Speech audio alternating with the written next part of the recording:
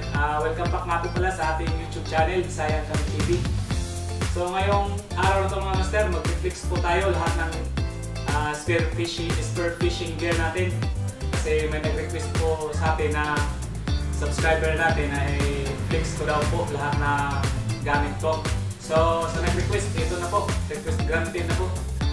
So sana po may makuha kayong idea at i-explain ko lahat itong nasa lamesa ko. So tara master, panoorin po natin to. Let's go!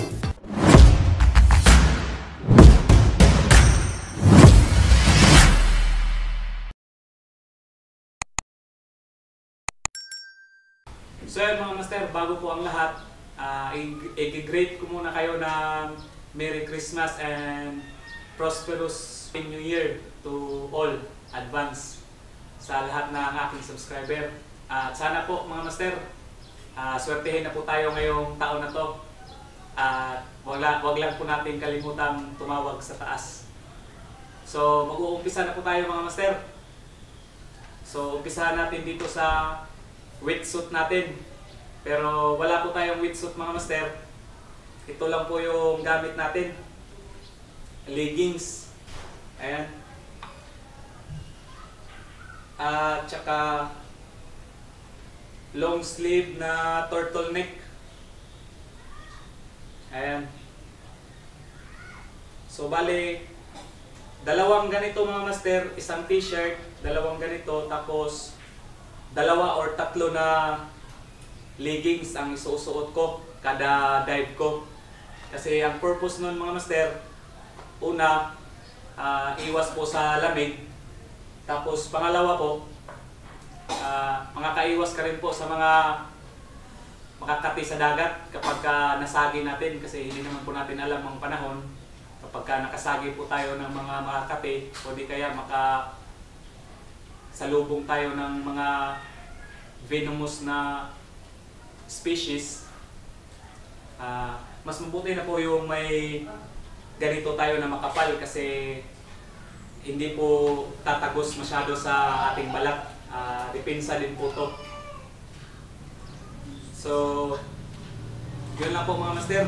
Ganito lang po kami magsuot dito mga master kasi wala po kaming pambili ng wetsuit kasi mahal po yun. Tsaka ito na lang po yung ginagamit namin. Okay rin naman po. Hindi rin po naman maginaw kapag makapal po yung suot mo. So another mga master, pangalawa natin itong tinatawag na panyapak o fins. Ito po yung panyapak namin dito mga master.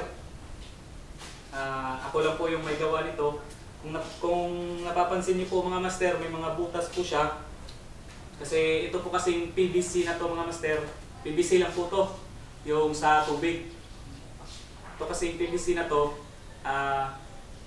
ano kasi to, oxygen kasi to ng kumpare ko. Oxygen sa koi fish niya. Tapos naghahanap ako ng gagawin ko ng panyapak. Wala akong makita. Yun na lang yung binigay niya, yung PVC na ginawa niyang oxygen. Kaya may mga butas na to kasi daanan to ng tubig nung buo pa to. Ang style dito mga master, pantay mo lang siya, tapos hatiin mo sa gitna, isasalang mo lang sa apoy mga master. Tapos pag na siya, lagyan mo na lang ng yung mabigat na bagay para lumapad po siya. Tapos yung nilagay ko po dito mga master, belt po to. Hindi po to basta-basta napuputol. At yung nilak ko po, blind rivets. Kasi yung dati sa amin dito mga master, yung nilalagay namin dito, guma lang po o interior ng sasakyan. Pero sa katagalan mo na gamit, na po siya mga master, pupunit po yung interior. Kaya kapag nasa ilalim ka ng dagat tapos napunit yung interior, mahihirapan ka sa pag-angat. Kasi isa na lang yung panyapak mo, tsaka ito na lang po yung nakakabit sa paa mo. Yung dito wala na kasi napunit na. Kaya mas mainam po mga master, pag gagawa kayo ng ganito, ito po yung gagawin nyo. tong belt. Kasi hindi po ito mapuputol. Mababalik na lang po itong PVC mo pero hindi po ito mapuputol tong belt na to.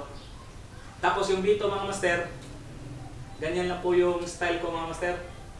Ayan. Bale, nagawa lang po ako ng dalawa dyan. Tapos, ayan. Ganyan mo lang siya. Pasok mo yung paa mo dyan. Try natin mga master para makita nyo.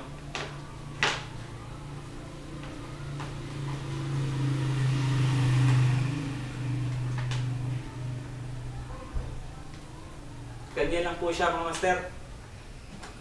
Ganyan lang po yung ano niya.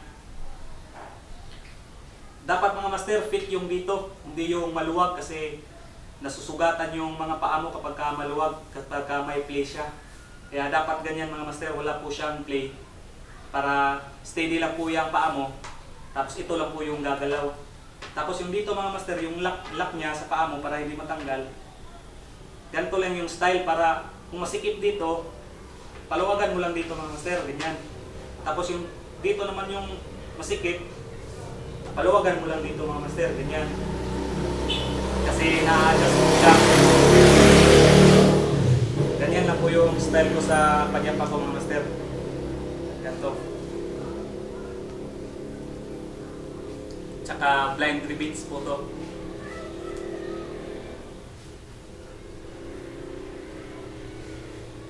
So ito mga master, dalawa po sila, pares. So move on na tayo mga master. Pupunta naman tayo sa ating pana. Ito po yung pinakamatanda ko na pana mga master. Ito siya. Maliit. Tsaka siguro mga 1 meter lang yung haba niya. So ito po yung pinakamatanda ko na pana. Kaso hindi ko na po ito nagagamit mga master kasi binigay ko po ito sa utol ko. Kasi namamana din po siya. Kaya binigay ko na lang ito sa kanya. So ito po yung lagi natin ginagamit mga master. Ito po yung kabady ko sa aking spearfishing adventure. Ito po siya. Ito po yung pangalawang matanda na pana ko. Pagkatapos nito, nung binigay ko to sa kapatid ko, bumili ako nito. So matagal na rin po itong pana na ito mga master. Ayan, siguro mga 3 to 4 years na siguro ko itong ginagamit. Kaya medyo naano na yung kahoy. So yung ganito mga master, ipapakita ko po sa inyo yung ano namin dito yung style namin dito sa isla. Ganito po yung mga pana sa amin dito kadalasan mga master. Ito po yung traditional pana na ginagawa dito sa amin. Panggabi at saka pangumaga, ganito talaga yung ginagamit. Kasi wala pa po yung spear gun na gaya ng ibang mga vlogger na spear gun yung ginagamit nila. Meron naman po dito pero konti lang po, tsaka mahal naman po yun. Ito mga master, kapag bumibili ka nito ng bago, isang buo na dito sa amin, isang buo, nasa 700 lang po, ready to use ka na. Meron na po lahat, guma, lahat-lahat mga master, gagamitin mo na lang. 700 lang po to dito sa amin. So ipapakita ko po sa inyo mga master yung function nitong pana namin para may idea naman kayo pag gusto nyo gumawa ng ganitong pana. So ito mga master, ilalapit ko po sa camera. Dito tayo una mga master. Ito po yung tinatawag naming sima. Ayan. Kasi kapag makapapana ka ng isda, hindi po makakawala kasi malaki po yung ano niya, bikad niya. So ang number pala nitong pana namin mga master, number 3 po to. Itong aming pana, number 3.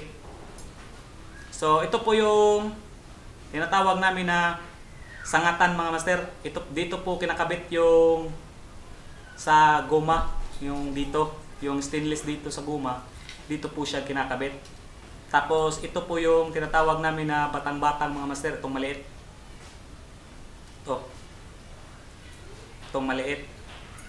Kasi Yung function nito mga master, may bakal kasi to dito, ayan. Kung nakikita nyo, may bakal siya dyan.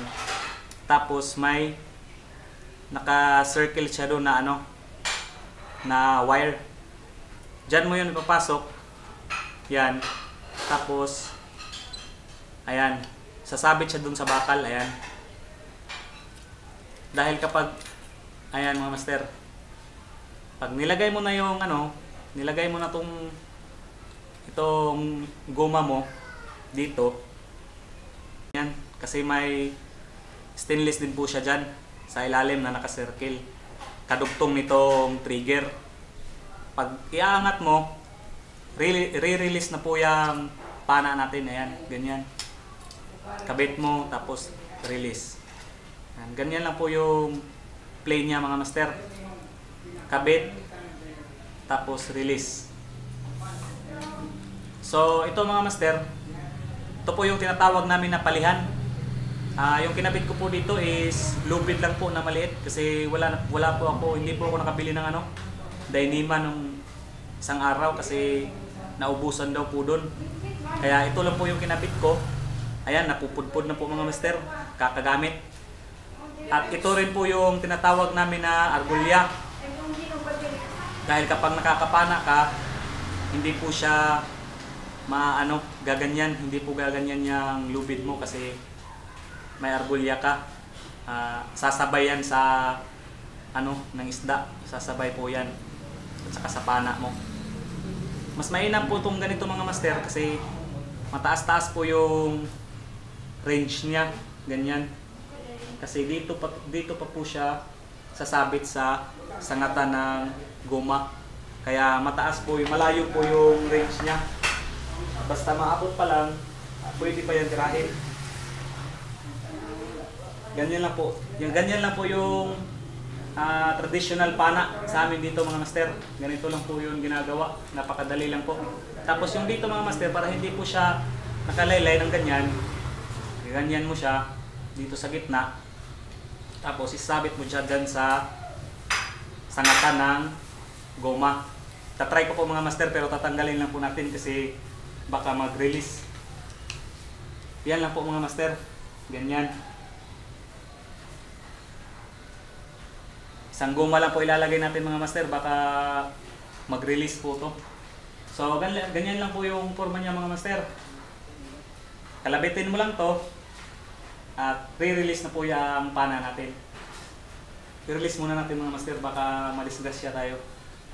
So ito po yung pinakamatandang pana ko at ka-vibes ko sa spearfishing journey.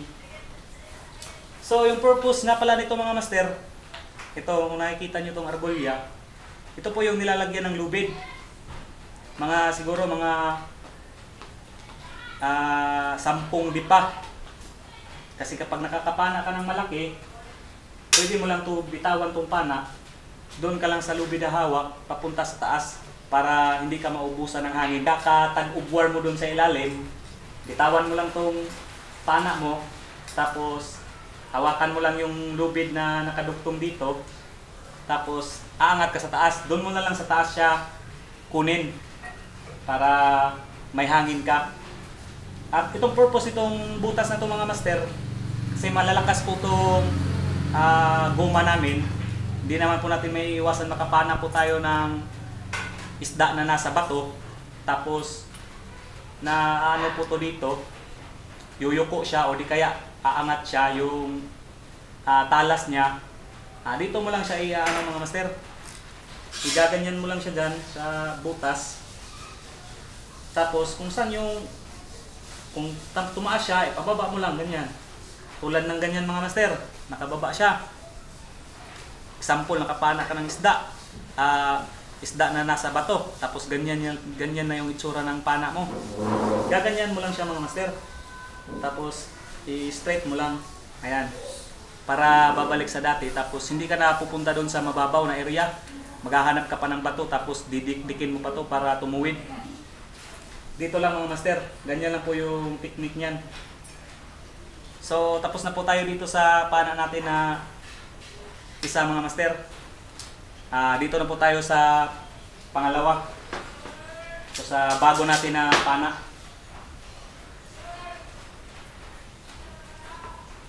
So ito mga master, ito po yung bagong bili ko na pana. Ito po yung pinakamataas kanilang tatlo. Kasi nagpagawa po ako ng mataas kasi para hindi na po tayo lalapit na masyado dun sa isda. Kahit malayo pa lang, matitira na po natin. Kasi mas mataas na po itong in-order ko. Kasi nanghihinayang ako dun sa Longnos Emperor. Kung natatandaan nyo, hindi po natin napana kasi sa sobrang lapit na. Kasi maiksi lang po yung pana natin. Sa sobrang lapit na, tumakbo po siya. Kasi nasisilawan po siya sa flashlight. Yung goma nga po pala namin mga master, order din po to sa Shopee. Ang size po rito 0.8 mm. Maliit lang po to mga master. Tapos hindi ko na po inatik. Ganyan. Buo ko na lang po siya nilagay. Ganyan po yung forma ng stainless namin dito mga master. At saka dito. Ayan. So mga master, napakalakas na po ng pwersa nitong bago nating pana kasi dalawa na. Tapos ikakabit mo pa itong dalawa, di apat na. Kaya sure na ito mga master. Kahit malaki-laki siguro, mahuhuli na natin. Kasi napakalakas na nito. So ganun lang din po yung forma niya. Parehas lang po. Pero yung pagkakaiba lang nila mga master, mataas-taas na po ito ng konti kaysa dyan sa dalawa. At itong nilagay ko po na mga master, itong nilagay ko po na tawag namin na palihan, Dyneema na po ito. Hindi na po ito basta-basta mapuputol. Nag-order po ako sa Shopee, nasa Shopee po itong Dyneema. Nag-order po ako ng 5 meters. Pero hiningi po dun sa mga kasama ko yung sobra, kaya binigay na lang po natin. At ito po mga master, order ko rin po itong arbolya na to. Sa Shopee din po to. Para hindi po siya mabubuhol. So ito mga master, ginawan po siya ng PVC na ganyan. Tapos pinasok ko po yung Dyneema sa gitna. Para pag ganyan mo mga master, daan siya dito. Isisiksik mo lang siya dyan sa gilid. Ganyan. Ganyan lang po yung style niya. Dito lang itong isa na dito mo ilalagay sa sangatan. Ito mga master, kapag ganyan, na-release mo siya. Ganyan na siya. Pag ganyan mo, babalik mo lang siya dyan. Sisiksik mo lang siya dyan sa gilid ng guma sa may trigger. So ganyan lang po yung forma niya mga master. Baka sa next upload natin, ito na po yung i-dive natin. I-relax ko muna itong dalawa kasi i-repair ko muna to. O di kaya kung may mga bago na gustong matry ang pagiging Spiro at gustong mag night spear fishing, ipapahiram natin to. O di kaya ibibigay na lang natin to. Itong matanda natin na pana. Kasi hindi ko na rin naman po ito magagamit kasi may bago na po tayo. Ito, kung may hihingi nito, bibigay na lang natin ito. Kung may baguhan na manghihingi. So ayun mga master, tapos na po tayo sa pana natin. Sana po may naintindihan po kayo at may nakuha po kayo na na idea. Ganun lang po mga master, napakadali lang po yung traditional pana namin dito. Napakadali lang po niyang gawin kahit ikaw lang po yung gagawa. Kung marunong ka, kayang-kaya mo yan mga master. Kayang-kaya niyo yan. Yung dito mga master, ganyan lang po yung forma niya. Papakita ko po sa inyo. Ayan. Naka-circle po siya, tapos tagos po siya dito, tapos lock po dyan. Ganyan lang po yung forma niya. Tapos dyan nyo isasabit itong stainless. Ayan. Ganyan lang po mga master. So, move on po tayo mga master. Tapos na po tayo dito sa ating pana. May nag-request po sa atin, nasa screen, si Master. Nag-request po siya, papakita ko daw po yung tuhugan namin, kung ano daw po yung forma. So Master, ito po yung forma ng tuhugan namin. Ganito lang po, kasimple.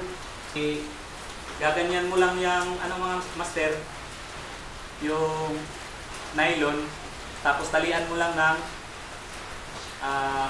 goma o interior. Tapos dito master sa dulo, dapat napakatalim nito mga master. Kasi sa mata po yan ilalagay. Tapos, pag ganyan lang po yan mga master, ganyan mo lang, wala na.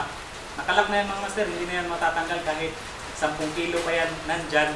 Hindi na yan hindi na yan matatanggal kasi itong nylon, didikit po ito sa guma kasi nakaganyan po yan. Nakaganyan po yung forma niyan. Kaya mahirap na tanggalin yan. So, didemo ko po sa inyo mga master kung paano. Ganyan lang po mga master. Ayan. Lalagay mo lang siya dyan. Tapos ganyan. Hindi na po siya matatanggal mga master. Kasi yung dati, yung tuhugan namin, pagpasok mo ng ganyan, kailangan mo pang i-lock para hindi talaga siya matanggal. Kailangan mo pang ipakigan yan. Tapos, sa katagalan mo ng gamit mo ng nylon, itong dito mga master, mabubuhol to kasi kakalak mo. Kaya, naisipan namin na ganito para hindi po mabubuhol yung nylon mo. Ganyan na po mga master. Masikip na po yan, hindi po yan basta-basta matatanggal. Kahit 10 kilo po yung nakatuhog dyan, hindi po yan matatanggal. Kasi sasabay rin po naman sa dagat yung isda. So, pagtanggal mo mga master, ganyan lang yung forma ng tuhugan mo. Hindi po siya magbubuhol-buhol kasi hindi mo po siya nilak. So, ganyan lang pag mga master. Tapos isasabit mo lang dun sa sabitan mo para hindi mawala. So, master, sana po makuha mo yung idea dito sa sa tuhugan namin. Ganito lang po simple. So, move on po tayo mga master. Dito naman po tayo sa diving mask. So, ito po yung diving mask na ginagamit ko mga master. Matagal na rin po sa akin to siguro itong ginagamit. Ang brand po nito mga master is Life Sphere. Ayan, hindi na po masyadong klaro yung brand niya. Pero Life Sphere po to. Itong diving mask na to. At saka tempered glass din po yung dito niya. White po yung na-order ko mga master kasi wala na po silang ibang kulay. Kung may black sana yun, kaso white lang po yung natira sa kanila. Kaya white po yung nabili ko. Kaya sa sobrang katagalan ng mga master, ayan, may dumidikit na po siyang mga itim-itim. Hindi naman po natin maiiwasan na pagdating sa bahay, hindi natin banlawan ng tubig o di kaya sabon, kaya ganito, nag-iitim-itim siya. Pero kung i-rate ko tong diving mask na to mga master, itong Life Sphere to, kung i-rate ko to 1 to 10, 10 ang i-rate ko dito. Branded din po tong Life Sphere na brand. Silicone po yung silicone po yung gilid niya, hindi po siya sasakit kasi napaka-smooth po ng silicone niya. Tapos may adjuster din po siya mga master kung gaano kalaki yung size nyo. Ganyan, adjuster po siya dito sa gilid. Kayo lang po mag-adjust kung anong sukat nyo. Tubukan nyo po mga master at hindi po kayo manghihinayang sa pera nyo kapag ito po yung nabili nyo. Yung iba mga master, bibili sila nito ng mask. Pagdating, susunugin pa dito sa ilalim para mawawala yung molds. Saka dito sa ibabaw, susunugin pa ng lighter. Pero ito mga master, pagdating, ginamit ko agad, wala talaga ang molds, hindi talaga siya nag-molds. Kasi nga po, mahal-mahal din po ito. Siguro bili ko dito nasa 1.8. Itong Life Sphere na full mask. Full po ito mga master, full mask po itong design niya. Itong Life Sphere na ito. So sa mga bago pa lang dyan na gustong bibili ng diving mask, i-recommend ko po sa inyo itong Life Sphere kasi tested na po ito at napakaganda po ng diving mask na to. So move on po tayo mga master. At dito, meron po tayong cushion pack. Dito po natin nilalagay yung importante na hindi pwede mabasa, gaya ng bihisa natin na short o di kaya pantalon kapag napupunta tayo sa dagat.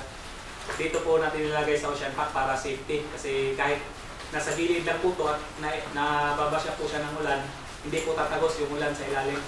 Kaya bumili po ako nito, kaso nga lang maliit po yung nabili ko, 5 liters lang. So next time baka magkakapera naman tayo, bibili tayo ng malaki-laki para kasya lahat, baon, lahat ng gamit natin, kasya na. Kasi napakaliit po ng 5 kilos, siguro 15 to 10 liters yung bilhin nyo. So, yun mga master, dito naman po tayo sa ating flashlight at saka battery, charger. Una ko munang i-explain sa inyo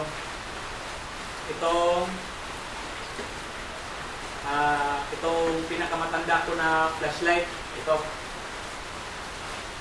Ito po yung Asafi X70. O mga master, Asafi X70.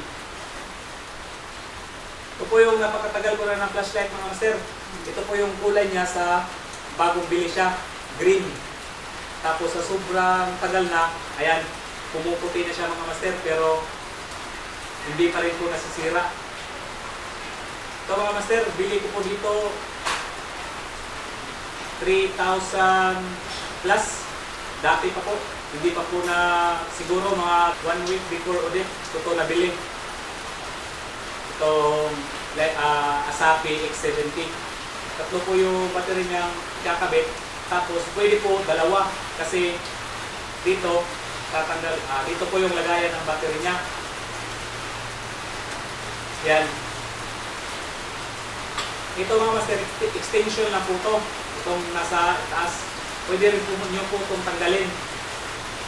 Ayan.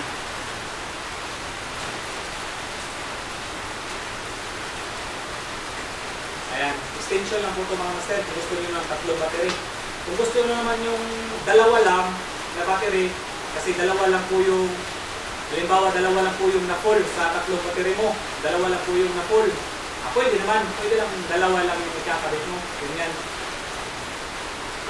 Para short lang siya. Ayan. Pwede po siya dalawa, pwede rin po siya tatlo.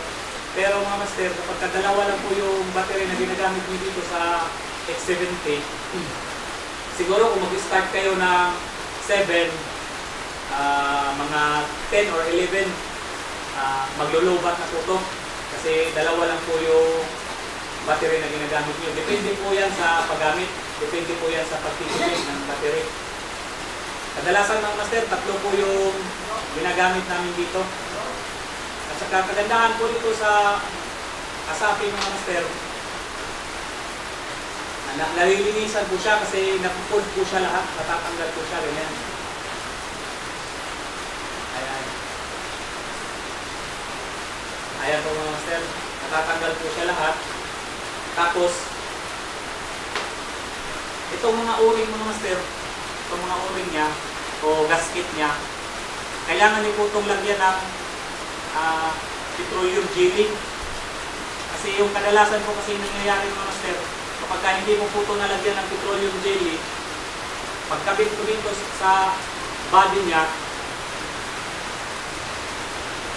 mapuputol po itong gasket niya kasi nagda-direct contact po siya dito sa aluminum, sa alloy. O iwan ko anong metal kung ginawa nila. Nagda-direct contact po siya kaya napuputol po ito. Yan po yung sanhi ng pagkasira ng flashlight, kasi kapag naputulan po ito ng isa or dalawa na gasket, dyan po yung dadaan yung tubig. Kaya yan po yung sanhi ng pagkasira. Kung lalagyan nyo ng mga master, petroleum jelly, smooth lang po yung pag-aani niya, pag-lagay niya, smooth lang po. Hindi po siya kakapit dito sa metal. Kaya hindi po masusugatan itong gasket nyo. ang mga kasabayan itong bumili o nauna pa ako, yung sa kanila wala na, sira na halos. Mga nasa 3 order na siguro sila o nasa 4 na sila na order. Ako, ito pa lang yung ginagamit ko. So kung mag-aano ako ng flashlight mga master, mag-i-introduce ako ng flashlight sa inyo, ito po yung prefer sa akin na bilhin nyo, yung Asafi X70. Pero bumaba na po ito ngayon. Tinignan ko po ito sa Shopee, nasa 2,000 na lang po ito mahigit. Siguro nasa 2,1. Pero itong body lang po, hindi kasama battery at charger, itong body lang na X70. So, ang switch po nitong X70 mga master, dito, meron po siyang 3 mode. High, low, and blink. Ganyan lang po yung mode niya, 3. Kasi kapag nakakita ka ng pusit, i-blinker mo lang, ilong press mo lang para dadirect siya sa blinker. Tapos kung low ang gagamitin mo, di ba, i-click mo yung high. Ganyan, naka-high na yan. Tapos, click mo siya isa, patayan. Pero pag i-click mo yan, high. Pag i-ganyan mo siya, i-steady mo lang siya for milliseconds, maglo-low siya. Kaya bitawan mo, naka-low na yan. Naka-low na yan. Pag igaganyan mo na naman, tapos i-press mo lang, magbi-blink siya. Pag bitawan mo, naka-blink na yan. Tapos, pag ganyan niya ulit, patay na yan. So, ganyan po yung mode niya. May 3 mode po siya. So, napakaganda po ng flashlight na to. Hindi po tayo nag-promote dito ng mga master, hindi po tayo nag-promote ng flashlight. Based on my experience lang po to, kaya ko po refer sa inyo itong Asafi kasi napakaganda po talaga ng flashlight at magtatagal po talaga to sa kamay nyo. Basta ayusin nyo lang. May maintenance na kayo, tapos may pagmamahal kayo sa gamit nyo, tatagal po talaga siya. So, move on po tayo dito sa another flashlight natin mga master. Ito po yung isang flashlight ko. Asafi din po ito in-order, pero ang disadvantage nito mga master, wala po siyang model o unit na nakabutang niya. Wala rin po Asafi na nakalagay. Wala rin po ano bang model niya. Wala. Nakalagay lang po cushion hot surface. Ganyan lang po. Tapos may nakalagay din po diving. Pero sa Asafi shop po ito na order. Kasi wala nga lang pangalang Asafi. Bigaya ng X70 na meron po dito sa taas. Makikita mo talaga Asafi X70. Ito wala. Wala kang makikita na brand. Pero sa Asafi ko po ito na order. Siguro bili ko dito nasa 1.8 siguro o mahigit pa. Tagal-tagal na rin po ito mga master. Nasa 2 years ko na po itong ginagamit. Ang kulay nito mga master, itim. Pero sa katagalang gamit, ayan, may pumuputi na siya konti. Ang naka-disadvantage nitong flashlight na ito mga master kaysa sa dito sa X70, 1 mode lang po siya. At yung switch niya, ganyan lang po. Tutulak mo lang. At saka diretso na po siya high. Wala po siyang low, wala po siyang blinker. Ayan, on, high. At saka off lang po yung mode niya. Yan lang po yung niya. Yan lang po yung naka-disadvantage ng flashlight na to. At saka i-compare ko po dito sa X70 ko, itong Asafi ko na rin na to. Ito mga master, maliit-liit yung niya, yung wave ng kanyang light. Pero mataas po yung range nito. Siguro nasa mga 5 meters kung nasa dagat ka. Kung dito sa dito yung hindi mo i-dive, malayo talaga mga master kasi hindi po nag-aano yung hangin, hindi po pumipigil ng light. Kapag sa dagat mga master na ginagamit mo na to, so short yung ano niya kasi nasa dagat ka, nasa ilalim ka. Pero ito mga master, maganda po itong gamitin pag pang malayo yung hinahanap mo. Kasi napakataas po ng range niya. Kahit malayo-layo, makikita mo. Itong X70 mga master, hindi masyadong kalayuan, makikita mo rin. Pero malaki yung weight ng kanyang light. Hindi po siya puro masyado. May center po siya pero hindi po puro center lang. May sa gilid din po siya. Ito mga master, circle lang talaga yung light niya. Tapos parang center lang po siya. Diretso lang po yung light niya. So napakalayo po ng ano nito mga master, range. Siguro pag nag-dive kami mga master sa 8 meters to 9 meters, makikita ko pa yung isda sa ilalim kapag ginaganyan ko itong flashlight na to, makikita ko pa yung isda. Pero kapag itong X70, pag nasa 8 or 9 meters na, lalo na kapag masama yung panahon, medyo malabo yung dagat, hindi mo na makikita yung isda, yung bato na lang yung makikita mo. Pero pag ito, klaro pa siya konti. Kaya mataas yung range ng light niya. 3 po yung battery nito. Pwede rin po gawin mong 2 kung maso-short ka sa battery. So, may 3 gasket din po siya at may extension.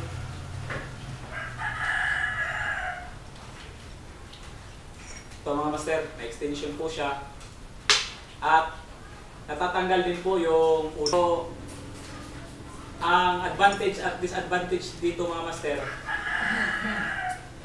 itong X70 at saka itong hawak ko na Asafi din, malakas po itong konsumo ng battery.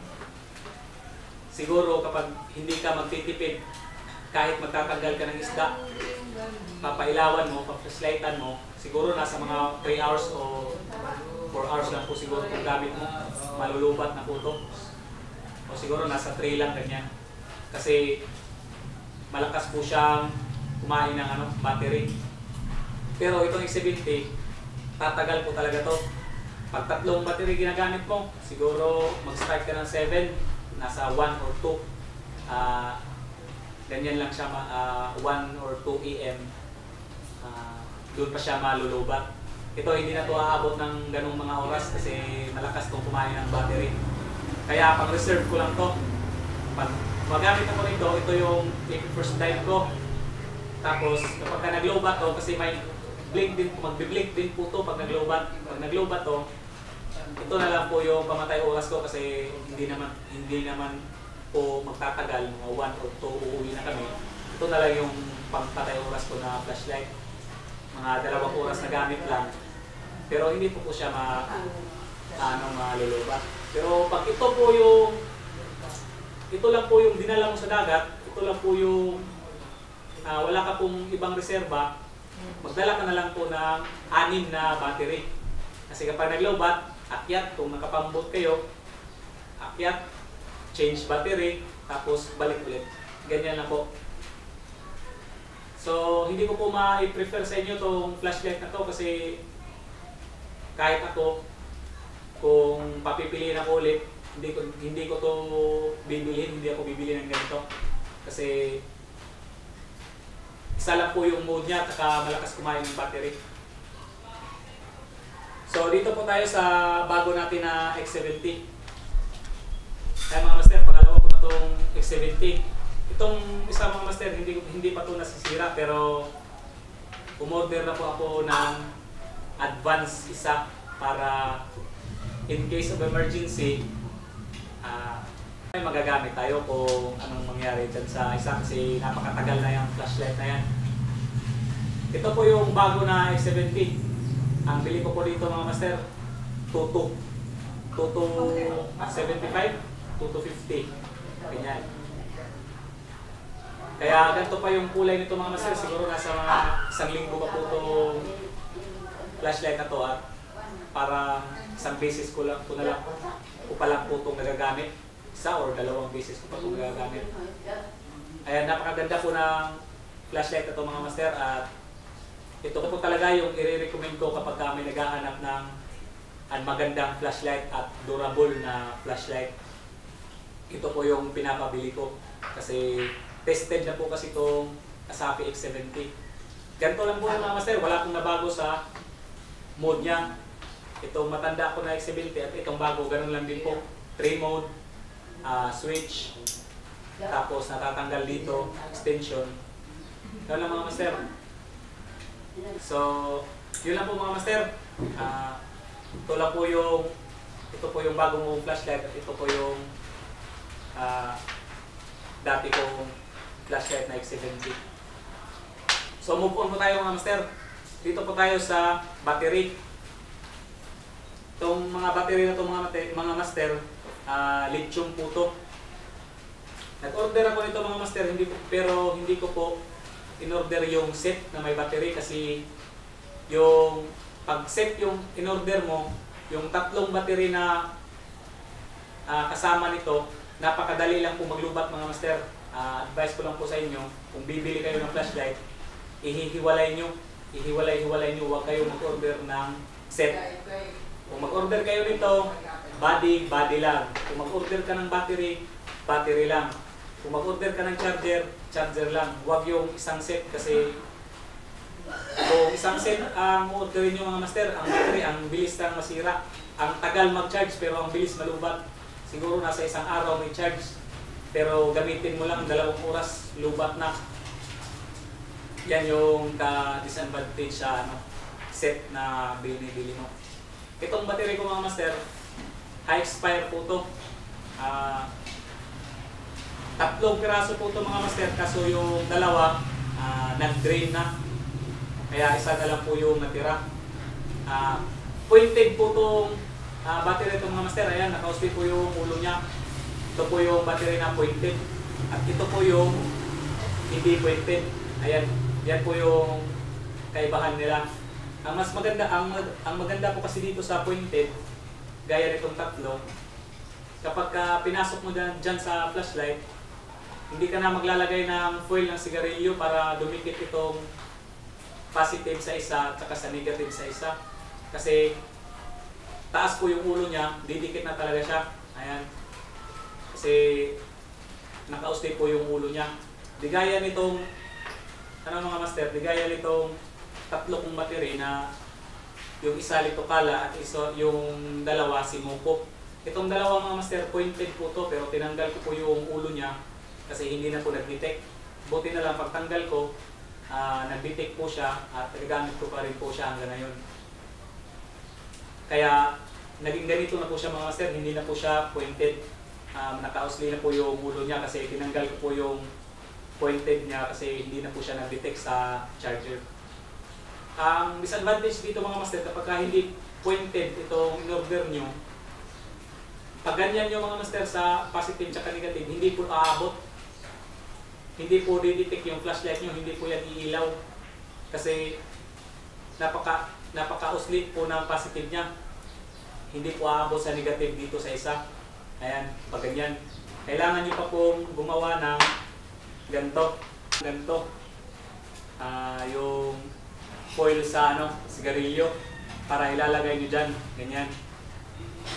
Para pagkabit nyo dito sa positive, ayan, magdidetect na siya kasi napapatong na siya, may may foil na siya. Yan po yung kaibahan sa pointed tsaka hindi pointed. So ang ma-advise ko sa inyo mga master, kung bibili kayo ng battery, magandang brand po ngayon, Simuko. Kasi Simuko po yung ginagamit namin dito halos.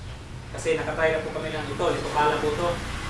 Pero pag nalubat po to at ma-drain, hindi na po talaga ito re-recover. Itong Simuko, tulad nito, pointed, hindi po to nag-drain pero hindi po nag-detect yung ulo niya. Tinanggal ko po pero nag-detect po siya kaya nagagamit ko pa. At napakatagal din po maglobat itong battery na to. Mabilis lang i-charge pero napakatagal malubat. itong Simuco na pointed. Nag-try po ako dito sa Highspire. Okay naman po yung performance niya.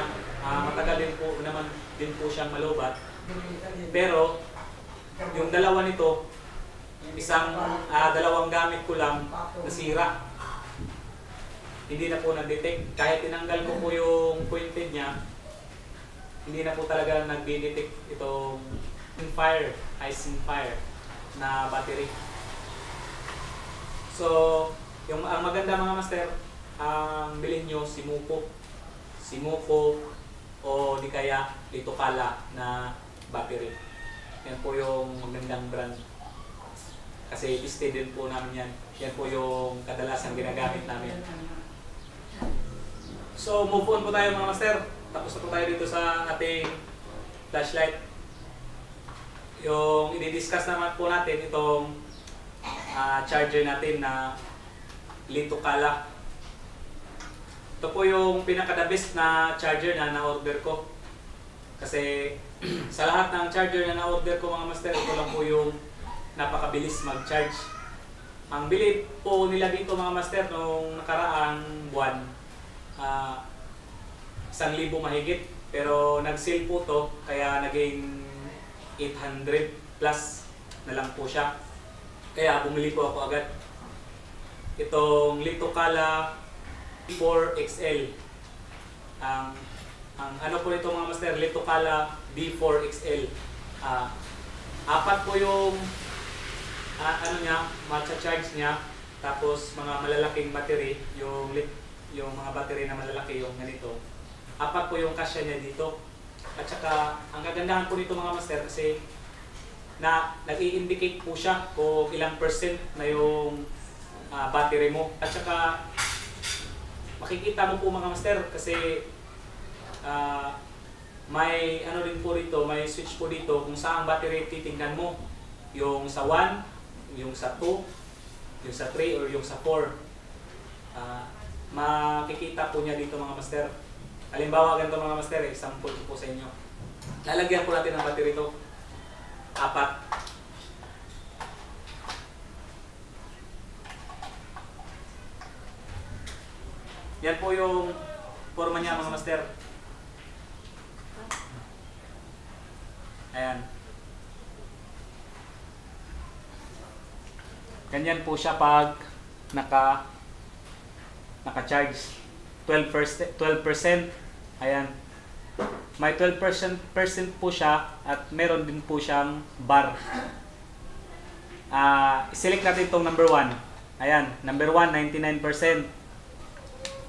Number 2, 99%. Number 3, 99%. Number 4, 17%. Ayan, makikita nyo po yung percentage ng battery nyo. So, ito po yung kagandahan ng Litokala D4XL. Kasi bukod sa 4 yung matcha-charge mo, napakabilis pa po niyang mag-charge mga master. Kasi magcha-charge ako siguro nasa mga 9 na battery o 10 battery mula umaga hanggang hapon. Kaya po niya punuin yung 10 battery o di kaya 9. Dati mga master, yung mga Litokala na maliliit, yung dalawa lang po yung kakasya na battery. Siguro mag-umpisa kang mag-charge alas 7 ng umaga hanggang alas 3 ng hapon, hindi pa siguro mapu-full yan. Ganyan po ka ganda itong charger na to. Kaya kung bibili po kayo ng charger, bibili kayo ng flashlight, ito po yung bibili nyo kasi tested ko po to at nagagamit ko po to. So, advice ko po sa mga gustong try na mag-vlog sa ilalim ng dagat, na gustong maging vlogger na mag-night spear fishing, i-take nyo lang yung advice ko. Wala naman po mawawala kung i-try nyo kasi yan po yung ginagamit ko. Hindi naman po ako mag-i-endorse ng ng brand kung hindi po maganda, di ba? Tapos hindi po naman ako endorser ng mga brand na to mga master. Based on my experience lang po. So, bago po natin makalimutan mga master, papakita ko muna sa inyo itong sticker natin. Ayan. Salamat nga pala sa sponsor dito, si Pare Brim Ladaga, nasa Manila. Pre, salamat sa pinagawa mo na sticker logo ng Bisayang Kano. Shout out sa iyo, pre, at maraming salamat. Leslie Dante Ladaga, asawa niya, salamat din po sa iyo, ma'am. At pre, maraming salamat sa sponsor at ingat kayo palagi dyan. So yan lang po muna lahat mga master. Ito po yung ating sticker. So mag-comment na po kayo mga master kung gusto nyo po humingi ng ganyan. Comment down below kasi ihahatid ko po sa inyo. Yung nandito lang po sa malapit. Around Dinagat. Around Dinagat Island lang po. Kung sinong gusto humingi ng dikit sa motor, kagaya niyan, dinikitan ko na po yung Mio Sporty ko at saka RS 150 ko ng ganyan, ng Bisayang Kano. Ako po yung unang nakadikit niyan kasi sa atin po channel yan. So sa mga humihingi mga master, comment lang po kayo para mabigyan po natin ng sticker. At sa mga subscriber ko po at sa mga laging sumusuporta ng aking vlog, maraming salamat po lahat sa suporta at sa paghahanap. Pag hindi ako naka-upload, lagi kayong naghahanap kung nasa na ako. Maraming salamat po sa encourage na binibigay nyo. Merry Christmas to all and advance Happy New Year. Greetings from Bisayang Kano team. So yan lang po lahat mga master. At sana po may nakuha po kayong idea dito sa ginawa po natin ngayon na flex sa lahat ng gamit ko. At sana po ay may makopya po kayo at makatulong po ako. So yan lang po lahat mga master. Gaya po ng sinasabi, be kind, stay safe, stay strong. Peace out.